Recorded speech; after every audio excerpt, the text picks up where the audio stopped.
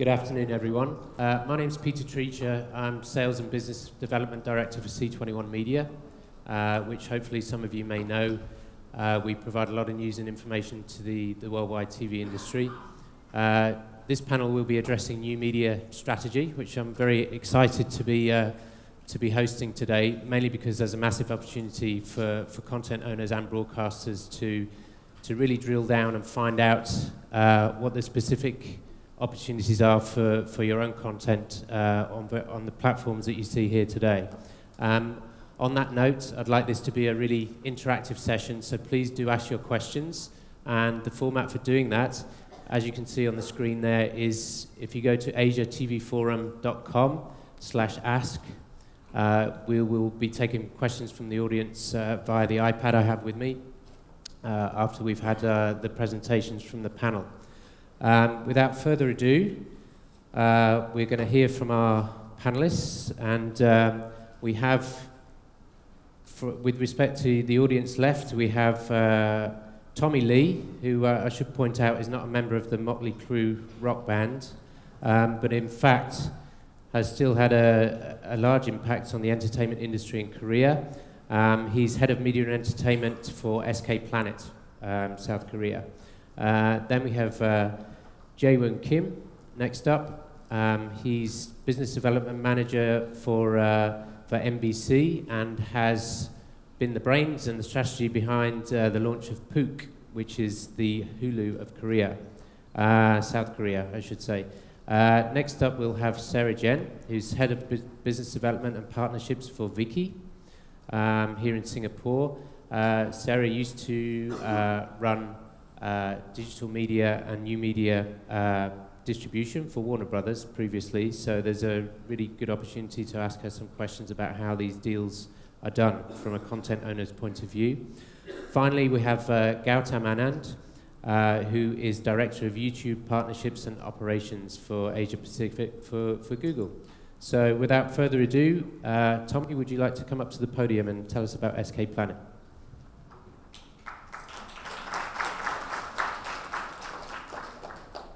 Thank you, Peter. Thank you for having me here. Also, I thank ATF for having me here as well. I'd like to actually, I come from a telco background here, and also before telco, I was at entertainment and media industry launching a few channels overseas. I want to actually give everyone here that what telcos actually do and what their strategy is going forward. So next slide, please. Oh, I guess I have that. I want to introduce SK Telecom. Just a quick intro of our parent company. We have over 27 million subs. That's about a 50% market share. Annual revenue of $15 billion. We're the world's first to build out a CDMA network.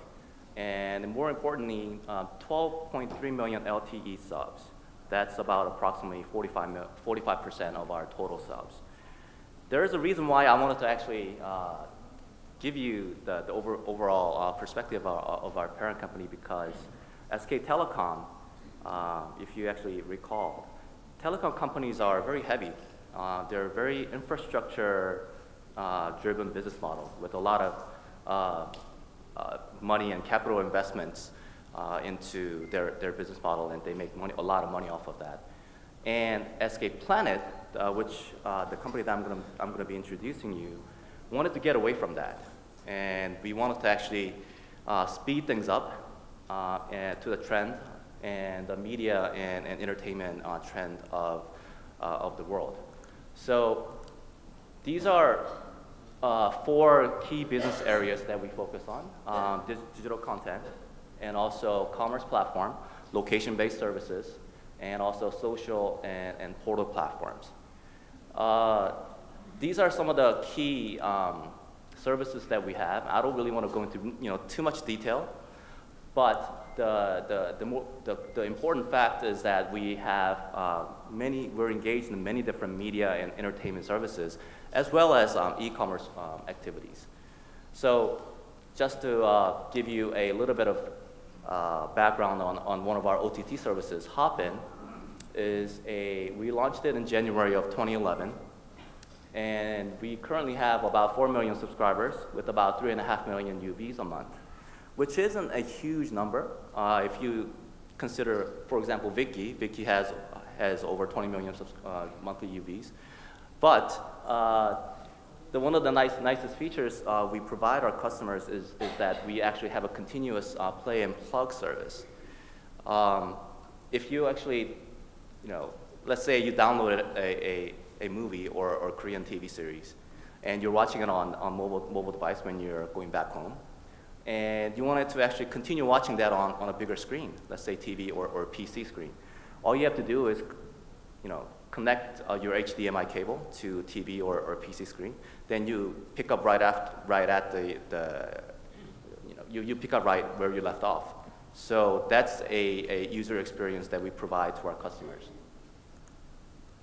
And that's a slide that I don't think you'll be too much interested in looking at, but that just basically shows you that the smartphone, a mobile device, is central to our services. And I wanted to actually introduce you to our e-commerce service because our next slide, which explains our strategy going forward next 3 years, has to do a lot with content and commerce play. Because coming from mobile, we don't just focus on content distribution, but we also focus on providing online and offline experience to a lot of our customers. So e-commerce is a big part of our strategy going forward. So next 3 years, content and commerce will be integrated as on and offline activities converge onto one single device, which is mobile device. And we believe that there is a pre-transaction activities that customers do, and there's a transaction activities that customers are engaged in. And we wanted to actually close that gap. And for both pre-transaction, which is very much traffic-driven, to a offline experience. For example, our membership services and our 11th Street e-commerce service. And also our digital marketplace where we have app stores and we have video services such as Hopin. We wanted to actually make sure that those experiences are integrated with our offline membership service so that we can provide a lot of value to our customers. I think that's about a quick introduction of our company, and if you have any questions about our strategy going forward, and then we could just give me a quick, you can ask me when during our Q&A session. Thank you. Thank you, Tommy. Jeewoong, would you like to take the podium?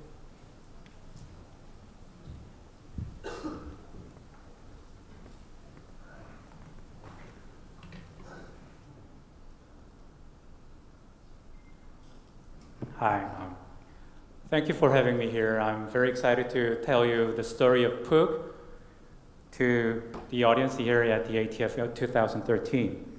I believe South Korean new media market is one of the most advanced market in the world due to the highest penetration rate of broadband and smartphone.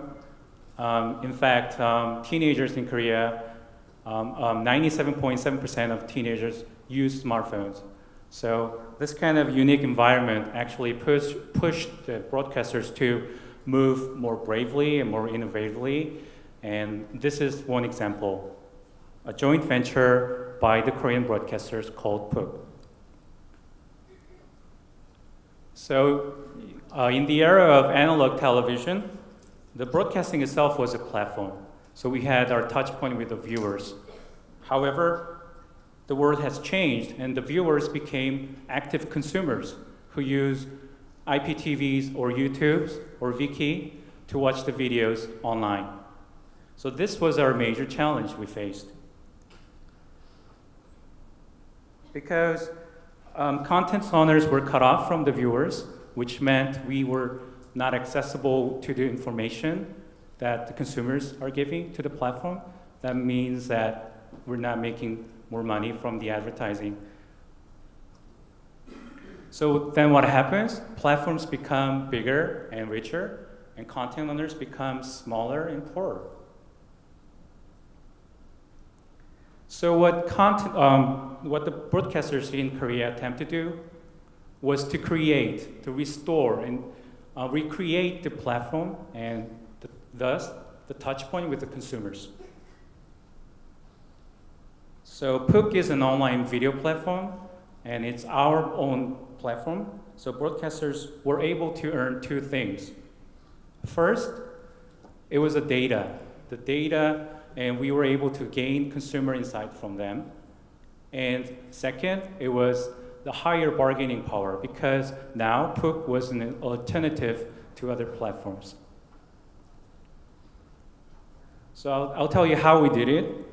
So it was the world like this before to the broadcasters. We were competing each other fiercely. I'll call this the narrow or the traditional view. But actually, this is the real world of the media industry. So broadcasters are only a small fraction of the entire industry here. Look at the numbers, and you will find out how small broadcasters are, and you will be surprised. So I'm not talking about how we're fighting everyone, but let's look at the big picture, and we'll see different things. So we changed the market definition from broadcasting to the media, the entire media. So then SBS, our rival, longtime rival for decades, became a friend in some way. So we were actually naturally able to move away from competing each other and to focus on the consumers. So consumers wanted to watch TV anywhere, anytime. So that's what exactly Pooq did. So Pooq is focused on the premium content, and it offers the online experience through tablets, smartphones, and PC, of course, and even on the smart TVs. It offers more than 40 channels, and it also offers the VODs. And you can actually access to 1.7 million VODs only by paying $5.6 per month. So the consumers, the reason why we're excited about Pooq is that Pooq caught the young target. So the average age of Pooq users are 25 to 34 years old, and they actively watch Pooq 33 hours per month. And within a year, we were able to gather 2.1 million subscribers, and 11% of them turned into the paid users. So the OTT service or the market in Korea is very competitive market, but Pooq is trying to focus on the premium and live plus VOD market, and our actual main competitor is TVing, which was launched first in the market, and we surpassed their paid subscribers within a year, and we're expected to grow at least more than 2 times next year. So I really want to share the lessons that I learned doing Pooq, actually to the broadcasters out there in the audience. So please look at the bigger picture. I'm not talking like you have to fight everyone and treat everyone as enemies, but you have to make friends to survive in this competitive market.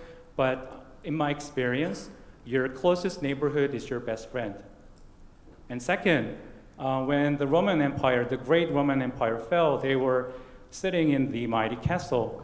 So I want to see, sometimes I see Roman Empire in media companies. So traditional media companies actually lack some innovations and changes. So I really want to see more changes and innovations led by broadcasters from all over the world. And I want to hear more about different Pooq stories maybe next year at the ITF. So I would like to close the presentation with the famous favorite quote. Time is always on attacker's side. That was said by the Shiono Nanami in the book of The Fall of Constantinople. Thank you.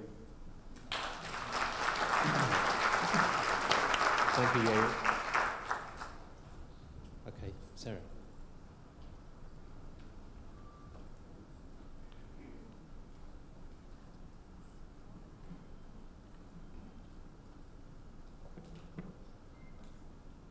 afternoon. So, what is Viki? Viki is a global TV powered by fans. And what we're doing is we're licensing content from all around the world, and we're taking it global by localizing it with the power of our community. And our community actually self-organizes and translates these content into, already today, more than 160 languages. Okay. As you may have heard, we've just been acquired as of September by Rakuten, the 4th largest internet services company in the world. And jointly, our ambition is to grow Viki into a 300 million users worldwide, and now we're fully funded to go after it. So my name is Sara, and prior to Viki, I worked at Warner Brothers for 3 years doing content licensing to new media in Asia. And now at Viki, I head up business development, which includes content acquisition, as well as sort of all aspects of China. So let's start with why. Like, why is Viki relevant, in the context of the subject today? Today, Viki is already 24 million viewers from around the world. So we do have a global footprint. And that includes large pockets in South America, North America, Southeast Asia, and Europe. And as of Q3 this year, China. We're accessible across platform, PC, mobile, connected TV, and viewers are able to access more than 17,000 hours of primetime television, movies, as well as entertainment news content from all around the world. Today, the content on our service originates from 50 countries around the world, and many of which are actually through our relationship with broadcasters, major broadcasters and content partners. So Jeewoong, I'm going to help you see how we can work together too. So ultimately, what differentiates Viki in the market is really our community of avid fans. And in fact, together, our community, as of today, has already translated up to 400 million words. And that is the equivalent of about 10,000 novels. So how and in what ways should any of this matter to you, the content production producers and also the broadcasters? First, with Viki, you actually can have your cake and eat it too, since we find new audiences which give you incremental monetization opportunities. For instance, in late August, we launched the Chinese web drama Le Junkai, which otherwise known as The Unconditional Love, in simulcast with Sohu, one of the largest video portals in China. And a closer look at the numbers show that only 8% of the total views to date actually comes from Chinese-speaking countries. This particular show had already been translated into 28 languages, including Czech, French, and Bahasa, and has contributed to our rapid growth in terms of the Chinese Chinese content genre around the world, with particular strength actually in North America. In fact, some of the early successes that we've seen through this partnership has triggered an exciting output arrangement with Sohu for the full slate of original productions in 2014. This is something that we're very excited about. Similar results were actually observed when we launched Japanese TV series Innocent Lilies in simulcast with TV Asahi in Japan. And it was translated into actually 16 languages within the first 48 hours of broadcast, and generated millions of views from around the world. Some of the top markets include China, Philippines, and Mexico. So to further validate actually this observation, we partnered up with YouTube. And in doing so, we saw 3.2 times to 5 times increase in views for Playful Kiss, a Korean drama, when measured before and after adding subtitles. So essentially what we did is we added about 7 out of 33 language subtitles. So second, we're able to extend shelf life of your content, essentially the monetization window for your content. So typical behavior of viewership for a TV drama is basically like peaks and valleys, right, during broadcast. And then it flatlines after it's off air. Now, on the contrary, on Viki, when we launched Taiwanese drama True Love, a title from 2012, so a library title this year, the viewership increased dramatically as soon as it was translated into English, so in this sort of format, even though it's a library. And then 5x multiple is what we saw when it was translated into Spanish, and another 2x further when it was translated into Bahasa. So this is the power of our community and our platform. And additionally, the social nature of Viki also provides early insight into content interests that is otherwise unknown. For instance, we know from the speed and completion rate of languages that a large potential market for Korean movies is Saudi Arabia. And for Taiwanese dramas is France and Brazil. Who would have known? So back to the question, why is Viki the key? As a global destination accessible anywhere, anytime, on any device, we're uniquely able to unlock the value and opportunity to efficiently access new markets and extend the content monetization window for your content through localization and data insight, and ultimately enabling you to capture the incremental value from new media. Thank you. Thank you, Sara. Thank you. Gautam?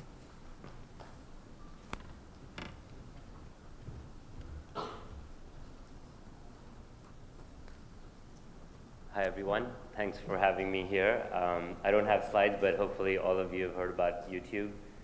If you haven't, then come talk to me. That's a separate issue. I've been with Google for 9 years now, and I've been involved with online video since 2000, so that probably makes me a little bit of an online video veteran. I started a company in this space back in 2000, and got involved with YouTube pretty much at the time of the acquisition, which was in 2006. The service has obviously come a long way since then. At the time of the acquisition, it was primarily US traffic. Now, 80% of our traffic comes from outside the US. We're localized in 61 countries and in 61 languages. We have 1 billion unique users coming to the site every month, which is obviously a massive audience that you guys can tap into. We've got 100 hours of content that is being uploaded to the site every minute. And that's a stat that goes up pretty much every few months. So it gives you some sense for the scope of activity that's taking place as far as new content being ingested into the YouTube ecosystem. 6 billion hours of content is being viewed on a monthly basis by the billion people that come to us regularly. So it's a massive platform that's helping create a lot of opportunities for content owners to distribute content on a global basis. We partner with most of the folks here. MBC works with us in Korea. Sara talked about how Viki's been working with us here as well. And if you think about how YouTube has evolved, I would say think about going back to when there was free-to-air television and cable came around and gave rise to hundreds of channels from 3 to 4 channels that existed before that. And what we're seeing is the emergence of the next million channels across different topics, across niche areas of interest. And that's the phenomenon that's taking place now. In fact, we've spent the last year re-architecting the site from really not focusing on individual pieces of content. If you think about how you typically experience YouTube is, somebody sends you a link to a funny video or a music video, and you go to it, you watch that, and you watch a couple other videos, and then you go away. What we're trying to do is really create an experience around channels that you subscribe to, that you come back on a daily basis to consume content from. And we're seeing a lot of success there. In fact, the guide, which is your list of channels that you've subscribed to now, is pervasive across all different devices. So the same consistent experience is available on the PC side, on mobile, on tablets. That's really, really important because mobile is actually becoming really important. And I think as content owners, you have to figure out how are you addressing that audience that's pretty much consuming content on the go when they want and how they want it. I think globally, 40% of our traffic is now mobile. In a lot of markets across APAC, it's actually much higher. So Korea is 60%. Japan has just crossed 50%. Even a market like India is getting close to 40% of the viewership coming from mobile. And that creates a very different dynamic, right? How do you program for mobile? Are there different viewing habits that people have on the mobile side? So as content owners, I think those are trends that you must look for. And then analytics. I mean, I think the great thing about YouTube is that our partners get very, very deep analytics as far as where the viewership is happening, and what are the pockets of interest, where are the fans for your content. Services like Viki are obviously helping expand that by subtitling and captioning, but those audiences do exist everywhere. I mean, if you think about Korean content, and we've talked about Korean dramas and K-pop as becoming very popular, the fact is that a lot of these content owners from Korea started working with us quite early on. They've been on the platform since 2007. We were just talking about how CJ actually started working with us back in 2007. Today we have partnerships with most of the major Korean labels. They release a lot of their music videos on YouTube. We have partnerships with most of the major Korean broadcasters. And they've really invested into YouTube and invested into exporting their content. And I think that's part of the reason why they're seeing success. Someone on my team who runs the partnerships in Korea usually puts up this visual of a K-pop video that was released back in 2007, and it'll show viewership mostly in Korea, a little bit in Japan, a little bit in Southeast Asia. Now if you look at the same viewership for a music video that's released by a major K-pop artist, it's truly global. So that's the power of investing in this audience that is dispersed everywhere, is that you can actually find new fans, new audiences that you didn't even know existed before by making that content available more freely to that, to the fans, regardless of where they are. So that's really, kind of a brief intro on where we are and how we're thinking about partnerships and users and distributing content. And we'll obviously talk more about this during our Q&A. Thank you. Thank you, Gautam.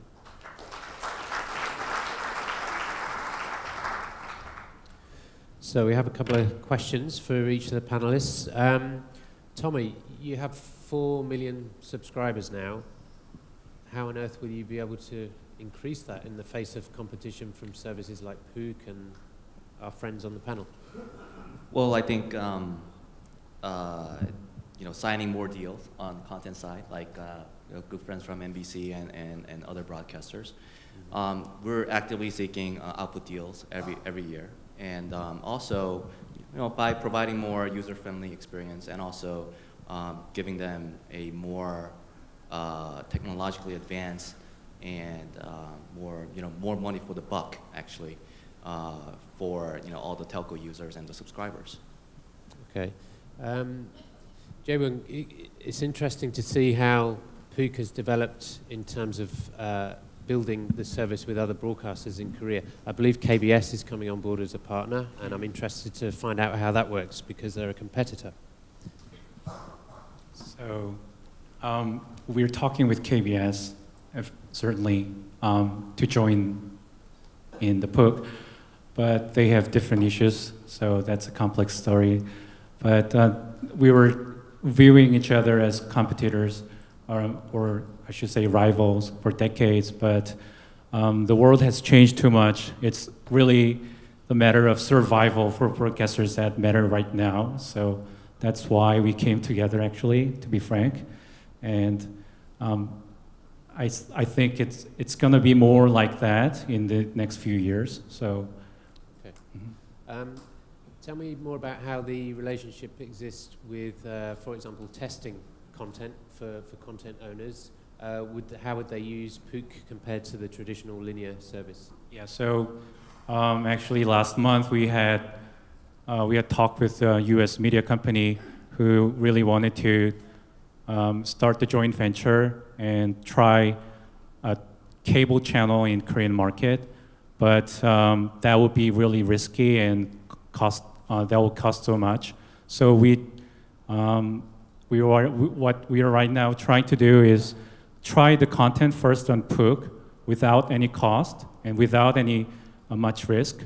So that's how we're working, and we're using Pooq to test new content in Korean market. So that's a great way to use Pooq for us and for the content owners outside of Korea. Okay, thank you. Sara, with respect to the way content owners work with Viki, what would you say the benefits are and the issues with respect to Viki's service being so international? So, for example, territories like Indonesia. How would a content owner work with you in those territories? In fact, today we do work with major broadcasters and content partners. In certain cases, it's in a worldwide basis, and in other cases, it may be select territory. Basically, the territory, the way it's decided, it's really based on whatever is complementary to your existing license infrastructure or license activities. So our goal at the end of the day is to be additive to your licensing activities. Meaning if you have exclusive deals in place in a certain territories, then that would be a territory that doesn't make sense for us to work together. How we add value at the end of the day is through the community of avid fans who are translating all of these content. One, we're able to get the content, the primetime content into a certain market, reach that 85% of the market who do not speak, let's say Spanish, but is in Indonesia and is interested in telenovelas. But now through our community, it then can be translated into Bahasa, now fully accessible to the 85% of the market, and the full 100% in this case. And then through the promotions that we do, both with our affiliate partners and also on our own in the market, then really creating the market, the value in the market for that particular content partner, opening up the market for them, and then in other cases where they already have licensing activities, extending the shelf life. Okay. Gautam, I'm going to move to a question from the audience, if I may, because it's directly relevant to YouTube.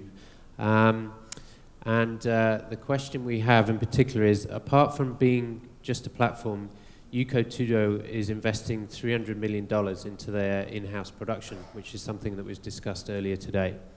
In terms of YouTube, will you be exploring similar possibilities, or has the cash dried up now to be put into content owners? So we look at ourselves truly as a platform.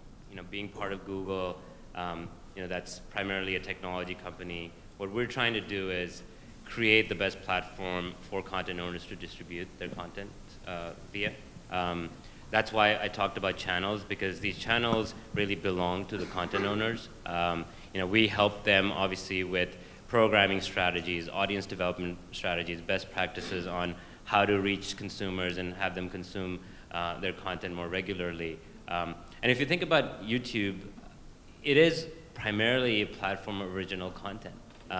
Yes, we do work with broadcasters. Yes, we do work with music labels. We have lots of sports content that we enter into partnerships, and those are channels that are being set up. But there's also individual football clubs that are setting up channels and providing content that doesn't exist on broadcast. They're providing a lot of other types of programming. There's children's content that's being created, nursery rhymes, a lot of educational content, how-to, fashion and beauty is a massive category.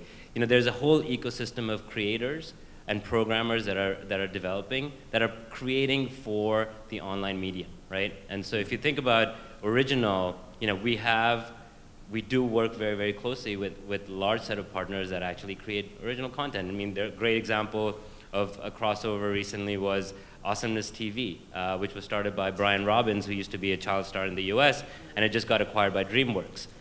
Because DreamWorks saw that there was programming being created by Awesomeness TV that was resonating with this teenage audience that they weren't actually reaching out to, and it was very different from what was being created for television. And so, those are the types of opportunities that are starting to emerge now. Okay, so it's less about direct investment from YouTube, but more about the general. And we're investing in helping.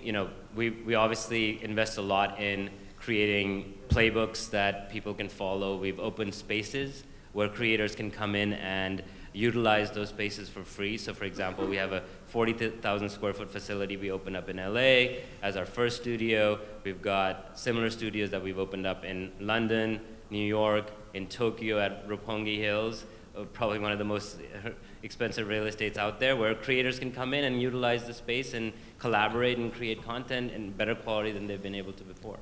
Okay, very interesting. Moving to talk about mobile, a couple of you have mentioned the extent to which mobile devices are becoming much more prevalent as a way to access each of your services. Let's talk a bit more about how that works, how that's changing. So can you start us off on that, Gautam?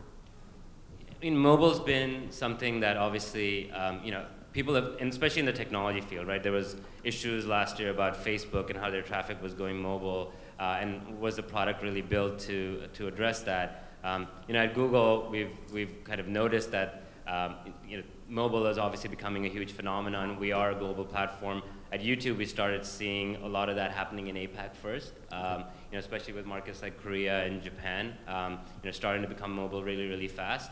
Android and iPhones obviously are starting to proliferate very, very actively. So a lot of the traffic is moving now from feature phones into smartphones, even in emerging markets. I think that for us, we have to figure out how do we continue to monetize in that environment in an equivalent way to the way we do it in the PC side.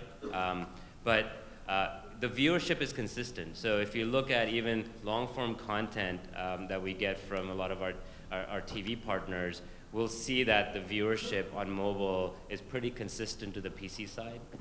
So it's not just about snacking on content, that people are actually consuming long-form on mobile as well. For us, we'll have to just figure out how do we continue to do a good job of monetizing that for our partners. Tommy, what's your experience as a telco with respect to mobile usage and how that's changing? Well, I mean, we all know that video is moving to mobile, and a lot of viewership has gotten phenomenal growth on the mobile devices. But I think the key thing is how do we actually monetize better on mobile devices because of the smaller screens and because of the bandwidth issues in certain countries. In Korea, there's really not a bandwidth issue. But so SK Planet is actually thinking a lot about how do we actually create that a new forms of business model for content providers and content owners who actually are targeting the mobile audience specifically to monetize. And we actually provided, we are actually currently working with content owners and content providers in Korea to provide a better monetization opportunities, such as if you're creating the shorter version, or if you're repurposing your long-form content for the mobile audience, then we may be able to give you a more sponsorship opportunities with our company. Or also, there is also opportunities to actually window the content a little bit sooner, so that the mobile operators actually will pay more for the content that you guys provide. And also there is I was specific to the last slide, there's an e-commerce opportunity on the mobile audience. So if you actually introduce, let's say, an e-commerce opportunity when you're actually developing the content for the mobile viewers, then you can also work with the mobile operators to provide an e-commerce opportunity while the mobile audience are engaged in those viewership. Okay, thank you, Tommy. I'd like to move to another question from our audience, which is directed to you, Sara, with respect to Viki. So how actually is Viki monetizing content, and how does that differ from YouTube? Because you pay to acquire rights. Absolutely. We do acquire all of the rights that does sit on our platform.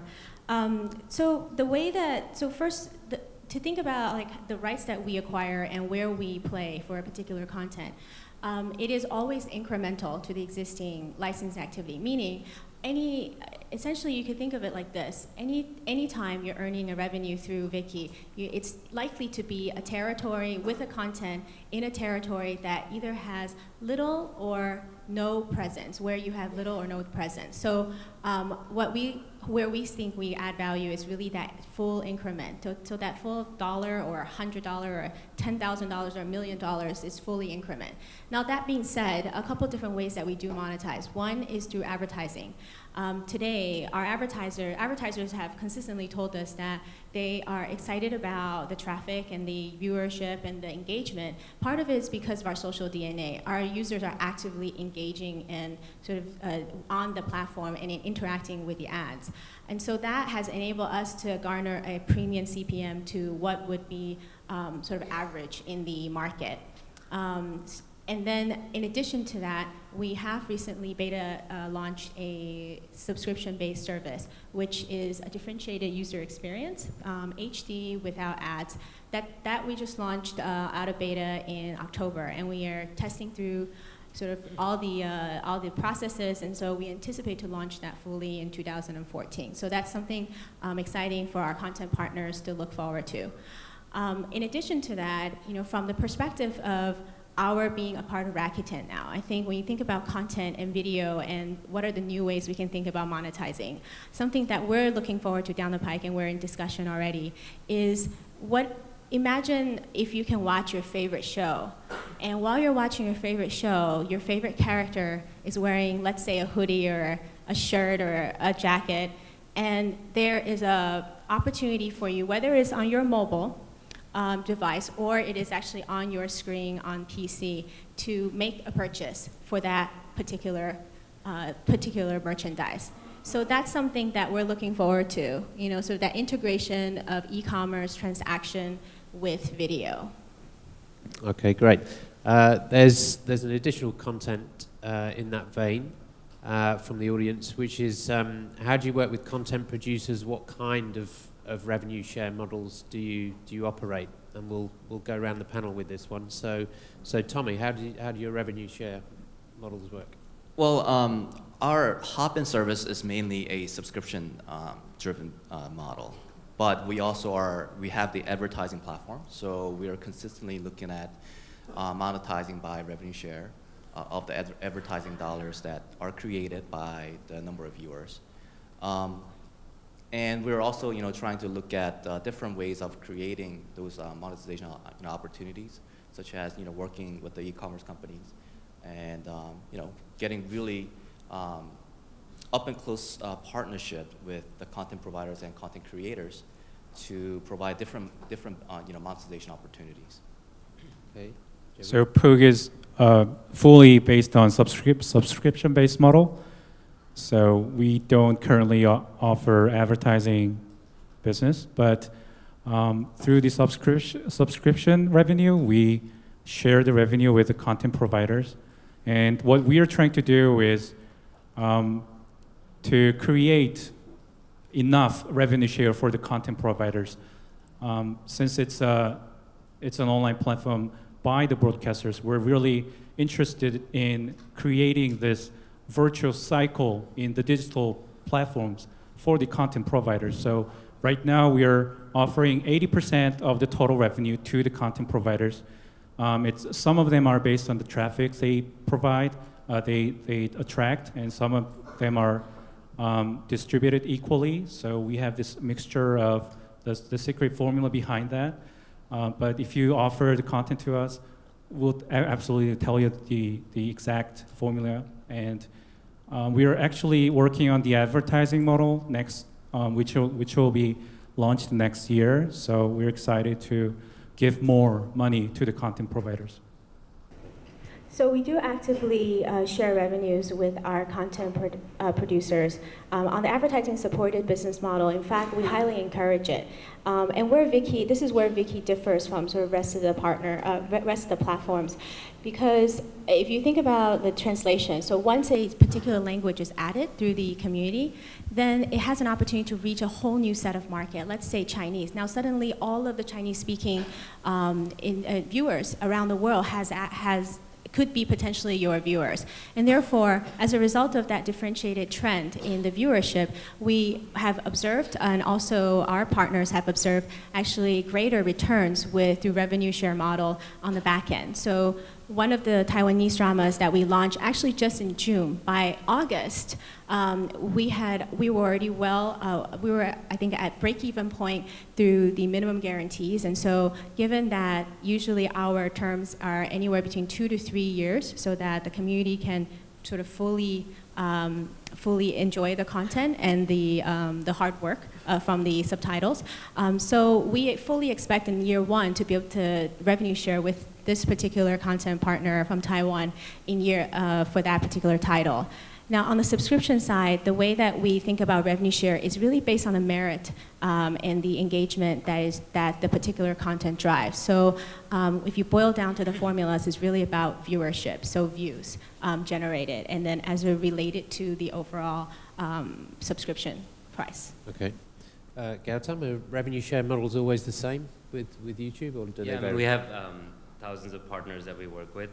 Obviously, Google is primarily ad supported. We're lucky that we're part of Google that has a sales force of over 12,000 people across the world that's selling YouTube, across 60 plus markets that we're launched. But we also realize that there's certain types of content that is more conducive to being offered in a certain window using different models. So we've got movie rentals that we've launched in several markets internationally. We've also... Does that include in India? Is there services launching in that side? Or? Services, yes. In Asia, rentals is launched in Korea, Australia, Japan, India. We're testing out subscription-based channels as well. And we've launched that in the US and starting to roll that out internationally. And then we continue to tweak the model for different markets. For example, TV content is primarily being consumed when if it's not ad supported, as EST if you want to purchase it. But in a market like Japan, the market is actually more conducive to renting TV episodes. So we just recently launched a rental service in Japan for TV and anime episodes, and most of the large broadcasters and animation studios are working with us on that. So I think for us it's about continuing to evolve the platform to offer more and more choice to content owners so that they can make the decision on what makes the most sense for them. Okay. A word about piracy. What confidence can content owners really have that they can truly protect against piracy across these platforms? So, I mean, I started off by saying that, we're a technology company. One of the first things that Google did when we acquired YouTube was really kind of tackle this issue by creating a product called Content ID. We've spent $60 million building a very, very robust content identification system that helps content owners identify content that they own that is potentially on the platform today or might be uploaded in the future, and then decide what they want to do with it. That's block it in some markets but make it available in some other markets, track it for analytics, or monetize it. And over time we've found that thousands and thousands of content owners now are actually choosing to engage with that fan activity. It creates virality, it creates distribution, and as long as they're able to control how the content is viewed and where it's viewed, they're actually choosing to monetize that now. Okay. Just before we wrap up the panel, I think the last question should be, in all honesty, what keeps you awake at night? What's the biggest challenge for each of you for your platforms? Tommy, let's start with you. Well, I think it's basically, working with the telco culture. I mean, I think I introduced how hard it is and how slow it is for either content providers or even in-house working under the telco umbrella. So we actually need to keep our communication channels very open, and we need to work religiously in trying to actually get things going within the company, and trying to do a deal with content providers. We need to be fast, and we need to actually create better monetization models for the content providers for working with the mobile carriers like us. So I think that's basically what keeps me up at night is how do we actually create more value for the content providers as well as for the consumers that are using our services. Thank you. What about for Pooq? Yeah, maybe smart guys like Tommy in the telco industry, they're actually coming into the media companies, media industry. So last week, Samsung launched the Samsung Smart Hub, which it was the Samsung Music service. So we're seeing like all the big giants coming into the media business. So that's a really big threat to us because we're still a small company here. We only have like 2.1 million subscribers now. So we're expecting more and more competition from telcos, internet companies, and even the device companies. And well, we'll find out who wins next year. So. Okay, Sarah, is it mistakes with translations, or what's the biggest problem for you? No, actually, that the community actually solves that themselves. They actually hire. We have community members who would engage their ER friends, friends who are working in ER, just so that they can translate a medical drama accurately. Okay. So that's dedication from our community side. So what keeps me up at night? The 300 million goal in the next few years keeps me up at night. It's our joint objective with Rakuten, and so the bar is really high. But what we do know is that we won't get there just by having a great product. We can only get there by having great content on a great product. And so, linking up to that, I think what keeps me up at night often is because Viki is very different in terms of the value we can bring to content partners and broadcasters around the world.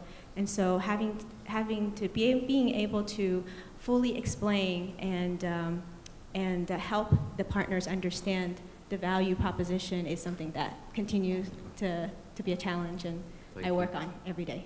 Okay. Gautam, a very brief final word. I'm not sure how controversial this will be given the last word to YouTube, but what keeps you up at night? I mean, I think, we talk about 100 hours of content being uploaded every minute. That's great, but it also creates issues around discovery. For me, there's so much great content on YouTube, but a lot of it, people may not be aware of. So how do we make sure that, we're putting the right content, the right channels in front of users and fans? That's one major challenge that we continue to tackle. And I think the other one is just around, creating more diversification in the creator base. I think what you see in a lot of markets like the US and UK is this really vibrant creator community that's developed, and we're hoping that something similar happens in Asia as well. Okay, thank you. Well, time may be always on the attacker's side, but it's not on our side for this panel. So I'd like you all to join me in thanking our panelists.